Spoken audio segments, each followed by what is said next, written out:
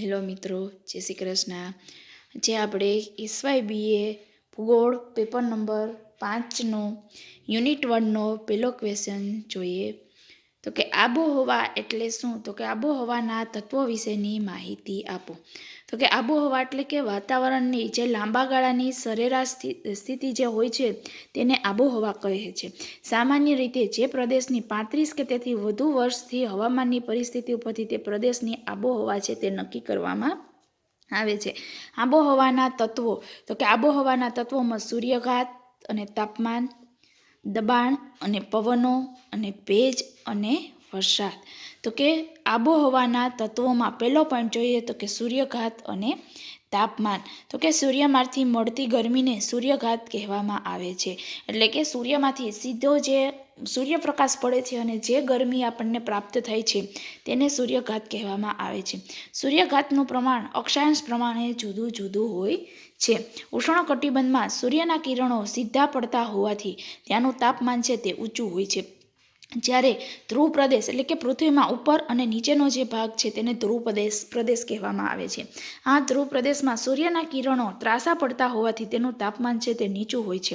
એટલે ત્યાં સૂર્યઘાત અને તાપમાન પરથી જે તે પ્રદેશની આબોહવા ઠંડી છે, સમ છે કે વિષમ છે તે નક્કી કરી શકાય છે. ત્યાર પછી જોઈએ તો કે દબાણ અને પવનો. અક્ષાંશ, સમુદ્રથી અંતર, પ્રાકૃતિક રચના, ભૌગોલિક સ્થાન, ઊંચાઈ, જંગલ પ્રદેશ વગેરે કારણસર હલકા અને ભારે દબાણો રચાય છે.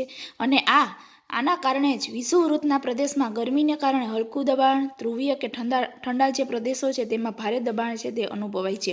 આમ વિવિધ પરિબળોને અસરને કારણે હલકા દબાણ છે કે ભારે દબાણો છે તેને આપણે અનુમાન લગાવી શકીએ છીએ. સમુદ્ર પર ભારે દબાણ હોય છે ત્યારે અહીંના ભેજવાળા પવનો હલકા દબાણવાળા હોવાથી ભૂમિખંડ તરફ જાય છે અને વરસાદ છે તે લાવે છે. કે તમે દરિયા કિનારે જાઓ તો ત્યાંનું જે વાતાવરણ છે તે વધારે ભેજવાળું જોવા મળે છે. ત્યાર પછી આવે છે ભેજ અને વરસાદ. તો કે વાતાવરણમાં વરાળ રૂપે રહેલા પાણીને ભેજ કહે છે. ભેજનું પ્રમાણ બાષ્પીભવનની તીવ્રતા ઉપર આધાર રાખે છે.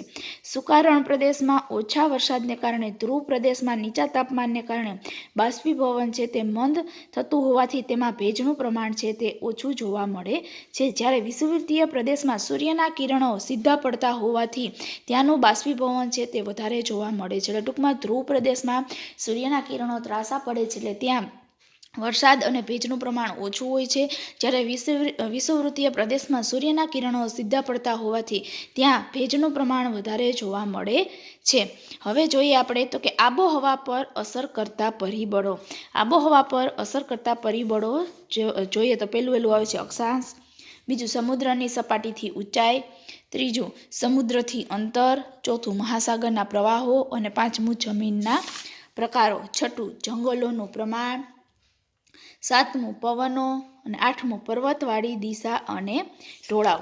હવે એમાં જોઈએ તો કે અક્ષાંશ આબોહવા પર અસર કરનારું એક મહત્વનું પરિબળ છે. વિષુવવૃત્તીય પ્રદેશમાં સૂર્યના કિરણો લાંબા પડતા હોવાથી ત્યાં ગરમી વધારે પડે છે અને ત્યાં બાષ્પીભવનનું પ્રમાણ છે તે વધારે હોવાથી ત્યાંની આબોહવા ગરમ અને ભેજવાળી જોવા મળે છે. જ્યારે વિષુવવૃત્તીય પ્રદેશથી વિરુદ્ધ ધ્રુવ પ્રદેશમાં સૂર્યના કિરણો છે તે ત્રાંસા પડે છે.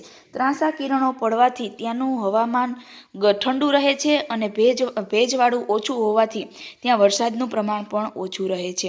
આમ ધ્રુવ પ્રદેશમાં બારે માસ ઠંડી આબોહવા અનુભવાય છે. ત્યાર પછીનો પોઈન્ટ આવે છે સમુદ્ર સપાટીથી ઊંચાઈ.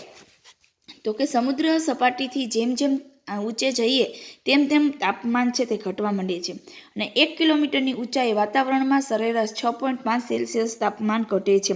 આમ સમુદ્રની સપાટીથી જેમ જેમ તમે ઊંચા જાઓ છો તેમ દબાણ છે તે ઘટે છે.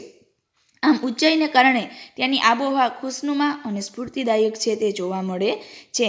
માટે લોકો ઉનાળાની સખત ગરમીમાં બચવા માટે શિમલા, મનાલી, દાર્જિલિંગ, માઉન્ટ આબુ, સાપુતારા, પંચમઢી, મહાબળેશ્વર, ઊટી વગેરે જેવા ઊંચાઈ પર આવેલા ગિરિમથકો પર ફરવા જાય છે.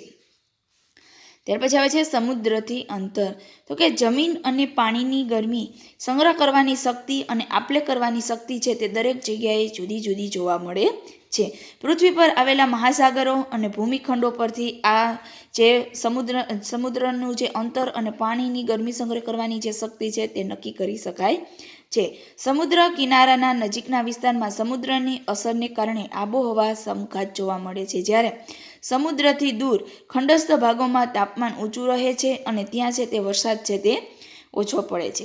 Mumbai, Singapore, London, Shanghai, Rio de Janeiro વગેરે જેવા શહેરો છે તે સમુદ્ર કિનારે હોવાથી ત્યાંની આબોહવા છે તે સમઘાત રહે છે. જ્યારે દિલ્હી, મોસ્કો, વિનિપેગ, અમૃતસર, લાહોર વગેરે શહેરો સમુદ્ર કિનારાથી દૂર હોવાથી ત્યાંની આબોહવા છે તે વિષમ રહે છે.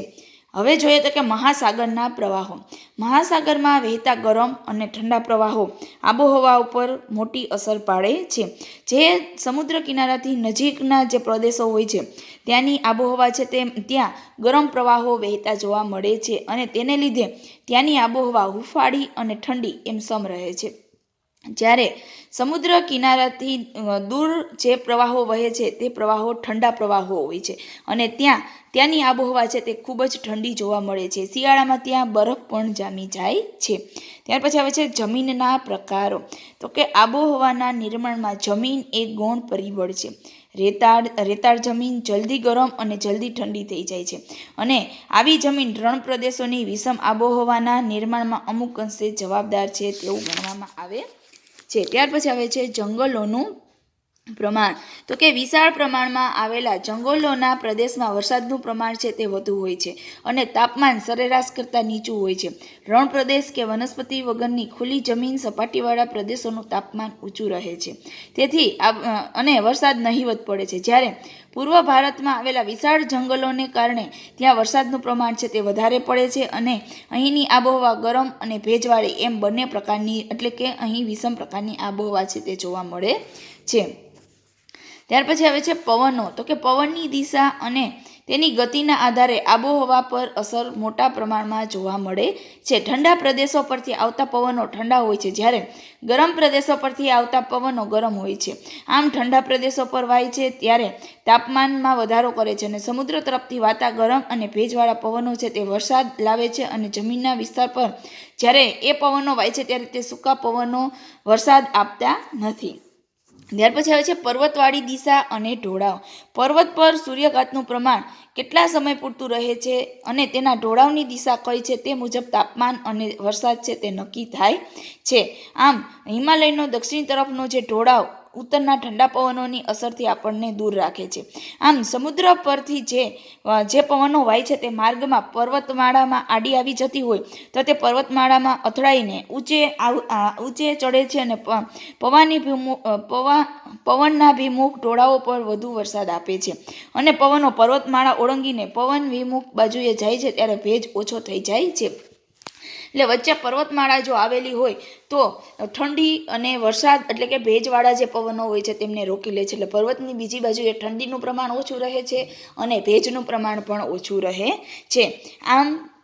આમ સમુદ્ર પરથી વાતા પવનો અને પર્વતમાળા છે તે દિશા અને ઢોળાવ વચ્ચે આવી જતું હોય તો ઠંડી અને ભેજવાળા પવનોને રોકી લે છે. ત્યાર પછીનો ક્વેશ્ચન આવે છે કે ટૂંક નોંધાવે હવામાન અને આબોહવા વચ્ચેનો ભેદ સ્પષ્ટ કરો કે તેમની વચ્ચેનો તફાવત જણાવો.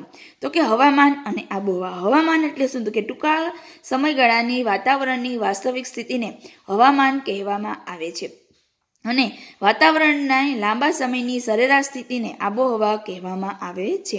પછી સવારનું, બપોરનું, સાંજનું, રાત્રિનું કે દિવસનું એમ કોઈ પણ સમયગાળાનું હવામાન અલગ અલગ હોઈ શકે છે. જ્યારે સામાન્ય રીતે જે તે પ્રદેશની 35 વર્ષ કે તેથી વધારાની હવામાનની પરિસ્થિતિને આબોહવા દ્વારા નક્કી કરવામાં આવે છે. પછી હવામાનમાં કોઈપણ પ્રદેશની દિવસ રાતની હવામાનની સ્થિતિ છે તે અલગ હોય છે જ્યારે કોઈપણ પ્રદેશની દિવસ રાતની આબોહવાની સ્થિતિ છે તે સરખી હોય છે. ઋતુ પ્રમાણે હવામાનમાં મોટા ફેરફાર થાય છે જ્યારે ઋતુ પ્રમાણે આબોહવામાં નહિવત ફેરફાર જોવા મળે છે. ત્યાર પછીનો ક્વેશ્ચન આવે છે વાતાવરણ એટલે શું? તો કે વાતાવરણમાં આવેલા વિવિધ પદાર્થો વિશેની માહિતી આપો. વાતાવરણનો અર્થ. તો તો કે વાતાવરણ એટલે પૃથ્વીની ચારે બાજુએથી વીંટળાઈને આવેલા હવાના આવરણને વાતાવરણ કહેવામાં આવે છે. વાતાવરણના વિવિધ પદાર્થો આપણે જોઈએ તો કે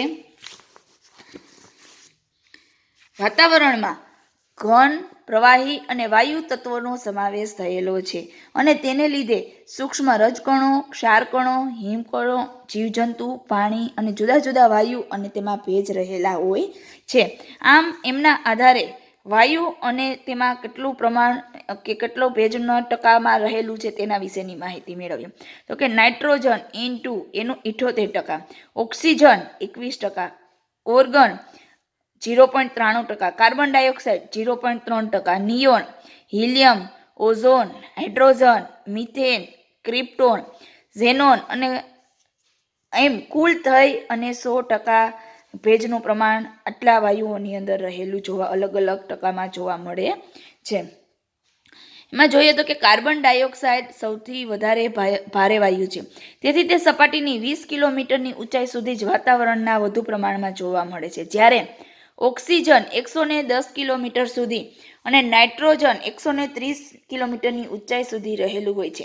વાતાવરણમાં કાર્બન ડાયોક્સાઇડનું પ્રમાણ છે તે ખૂબ જ ઓછું છે અને વનસ્પતિ પ્રકાશ સંશ્લેષણની ક્રિયા દ્વારા કાર્બન ડાયોક્સાઇડ લઈ લે છે અને પોતાનો ખોરાક તૈયાર કરવામાં કાર્બન ડાયોક્સાઇડનો ઉપયોગ કરી માનવી અને પ્રાણીના શ્વાસોશ્વાસની ક્રિયા માટે વૃક્ષો છે કે વનસ્પતિ છે તે પોતાનામાંથી ઓક્સિજન છોડે છે અને તે ઓક્સિજનનો ઉપયોગ મનુષ્ય અને પ્રાણીઓ છે તે કરે છે. આમ વાતાવરણમાં પાણી, ઘન, પ્રવાહી અને વાયુ સ્વરૂપે અલગ અલગ જોવા મળે છે.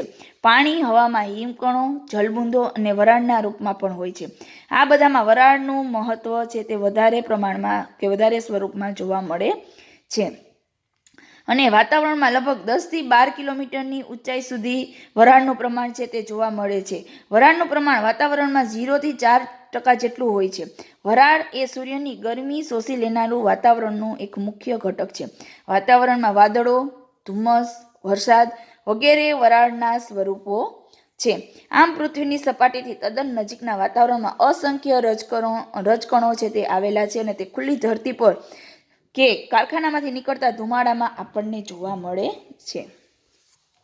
ત્યાર પછીનો ક્વેશ્ચન આવે છે વાતાવરણની સ્તર રચના અને દરેક વિભાગોનું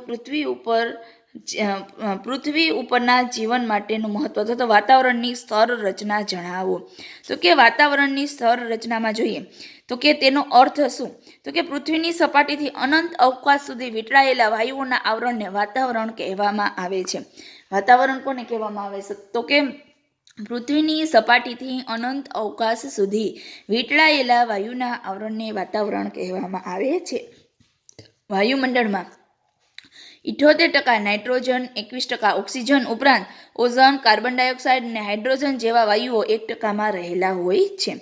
વાતાવરણની સ્તર રચના તો કે સપાટીથી ઊંચે અનુભવતા તાપમાનના ફેરફારને કારણે વાતાવરણમાં 4 આવરણો પાડવામાં આવે છે: ક્ષોભાવરણ, સમતાપાવરણ, મધ્યાવરણ અને ઉષ્માવરણ. માં આપણે જોઈએ તો કે ક્ષોભાવરણ આવ્યું, પછી આવે છે સમતાપાવરણ, પછી આવે છે મધ્યાવરણ અને ઉષ્માવરણ. આ 4 આવરણ દ્વારા વાતાવરણની જે સ્તર રચના છે તે નક્કી કરવામાં આવે છે. હવે એને આપણે વિસ્તારપૂર્વક જોઈએ તો કે પૃથ્વીની સપાટીને વીંટળાઈને આવેલા વાતાવરણ એટલે કે પ્રથમ જે પૃથ્વીની સાવ નજીકનું જે વાતાવરણ છે એની સાથે જે વીંટળાયેલું છે તેને ક્ષોભ આવરણ કહેવામાં આવે છે. ઉષ્ણકટિબંધ પ્રદેશ પર તે 16 કિલોમીટર અને સમશીતોષ્ણ કટિબંધના પ્રદેશ પર તે 12 કિલોમીટર અને શીત કટિબંધના પ્રદેશ ઉપર 8 કિલોમીટરની ઊંચાઈ સુધી ફેલાયેલું હોય છે. એટલે કે પૃથ્વી ઉપર જે વીંટળાયેલું છે તે પ્રથમ આવરણને ક્ષોભ આવરણ કહેવામાં આવે છે. એમાં ઉષ્ણકટિબંધ, શીત કટિબંધ અને સમશીતોષ્ણ કટિબંધ એમાં 16 કિલોમીટર, 12 કિલોમીટર અને 8 કિલોમીટરની ઊંચાઈ સુધી છે તે ફેલાયેલું જોવા મળે છે. ત્યાર પછી આવે છે સમતાપ આવરણ. જ્યાં ક્ષોભ આવરણ પૂરું થાય ત્યાંથી જ 50 કિલોમીટરની ઊંચાઈ સુધી, એટલે કે પૃથ્વીની, દાખલા તરીકે પૃથ્વીની 16 કિલોમીટર સુધી ક્ષોભ આવરણ છે. 16 કિલોમીટરથી 50 કિલોમીટર સુધીનું જે આવરણ આવે છે તેને સમતાપ આવરણ કહેવામાં આવે છે. આ આવરણમાં તાપમાન લગભગ સ્થિર થઈ જાય છે અને તેને સમતાપ આવરણ કહેવામાં આવે છે. તેમાં વાદળ, વરસાદ, વિટોળ, હિમ વગેરે અનુભવાતા નથી. અહીં અત્યંત સ્વચ્છ અને પાતળી હવા પ્રાપ્ત થાય છે. અને આ વાતાવરણના શરૂઆતમાં પૃથ્વીની સપાટીથી 20 કિલોમીટરની ઊંચાઈ સુધી તાપમાન લગભગ સ્થિર રહે છે તેમ કહેવામાં આવે છે. એટલે 20થી 50 કિલોમીટરની ઊંચાઈએ જે તાપમાન વધારે પડતું છે તે સ્થિર અને અટકી જાય છે તેને સમતાપ આવરણ કહેવામાં આવે છે. ત્યાર પછી આવે છે મધ્યાવરણ. મધ્યાવરણ એટલે કે સમતાપ આવરણની ઉપરનું જે વાતાવરણ આશરે 50થી 80 કિલોમીટર, એટલે કે પૃથ્વીથી શરૂ થઈને 16 કિલોમીટર સુધી ક્ષોભ આવરણ, 16થી 50 સુધી સમતાપ આવરણ અને 50થી 80 કિલોમીટરની ઊંચાઈ સુધીના ભાગ્ય જે 50થી 80 કિલોમીટરની ઊંચાઈનો જે ભાગ છે તેને મધ્યાવરણ કહેવામાં આવે છે. આ આવરણમાં જેમ જેમ ઊંચે જતા જાય તેમ તાપમાન છે તે ઘટતું જાય છે. લગભગ 80 કિલોમીટરની ઊંચાઈએ તાપમાન સાવ ઘટતું અટકી જાય છે અને આ ઊંચાઈને મધ્યાવરણ કહેવામાં આવે છે. ત્યાર પછી આવે છે ઉષ્માવરણ. તો કે મધ્યાવરણની ઉપરના આવરણ એટલે કે 80 કિલોમીટરની ઊંચાઈએથી જે વાતાવરણ આવે છે તેને ઉષ્માવરણ કહેવામાં આવે છે. આ આવરણમાં 350 કિલોમીટરની ઊંચાઈ આશરે 900 સેલ્સિયસ જેટલું તાપમાન હોય છે અને તેમાં સૂર્યના અલ્ટ્રાવાયોલેટ કિરણો સતત પ્રવાહને કારણે ઉષ્માવરણની હવાનું આયનીકરણ થાય છે અને તેથી વાતાવરણના આવરણને આયનાવરણ કે ઉષ્માવરણ છે તે કહેવામાં આવે છે. આમ આપણે અલગ અલગ તારણના આધારે ભૌગોલિક પરિસ્થિતિમાં વાતાવરણની જે સ્તર રચના છે તેના વિશેની માહિતી આપણે પ્રાપ્ત કરેલી છે. આમ દરેક વિભાગોનું પૃથ્વી ઉપરના જીવન માટે એક મહત્વનું અગત્યનું પાસું છે. આમ વાતાવરણ જુદા જુદા 4 આવરણોમાં વહેંચાયેલું છે.